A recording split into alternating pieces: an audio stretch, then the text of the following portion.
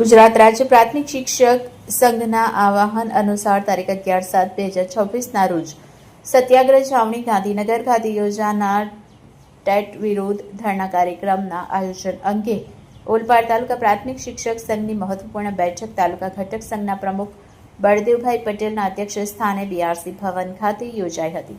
બેઠક દરમિયાન ગુજરાત રાજ્ય પ્રાથમિક શિક્ષક સંઘના મહામંત્રી જમીનકુમાર પટેલ અને પ્રમુખ દિગ્વિજયસિંહ જાડેજાના પત્ર અનુસાર ધરણા કાર્યક્રમમાં મોટી સંખ્યામાં શિક્ષકોની ઉપસ્થિતિ સુનિશ્ચિત કરવા અંગે વિસ્તૃત ચર્ચા કરવામાં આવી.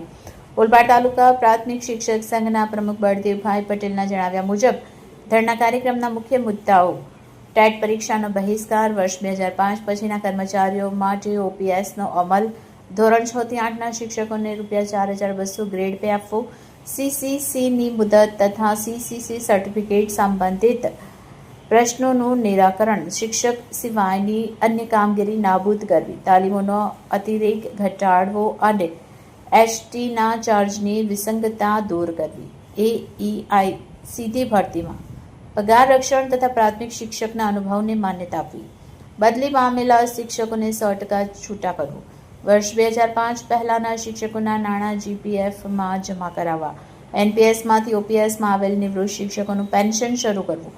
ઓલપાડ તાલુકા પ્રાથમિક શિક્ષક સંઘના મહામંત્રી મહેન્દ્રસિંહ ઠાકોરના જણાવ્યા મુજબ આ ધરણા કાર્યક્રમ દ્વારા શિક્ષકોના લાંબા સમયથી પડતર રહેલા પ્રશ્નોનો તાત્કાલિક નિકાલ થાય તે માટે સરકાર સમક્ષ રજૂઆત કરવામાં આવશે.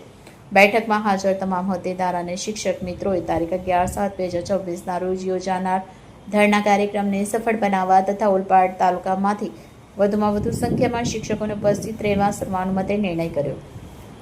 આ માહિતી પ્રચાર પ્રસાર પ્રતિનિધિ વિજય પટેલ દ્વારા અખબારી યાદીમાં જણાવવામાં આવ્યું હતું.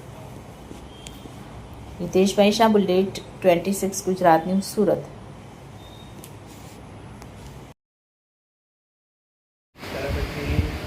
આરટીનો જ્યારે કાયદો અમલમાં આવ્યો ત્યારબાદ 2010 પછી અને 2010 પછી જે ભરતી થયેલા હોય એવા જે શિક્ષકો હતા બરાબર છે એને લાગુ પડતો હતો ખરેખર તો.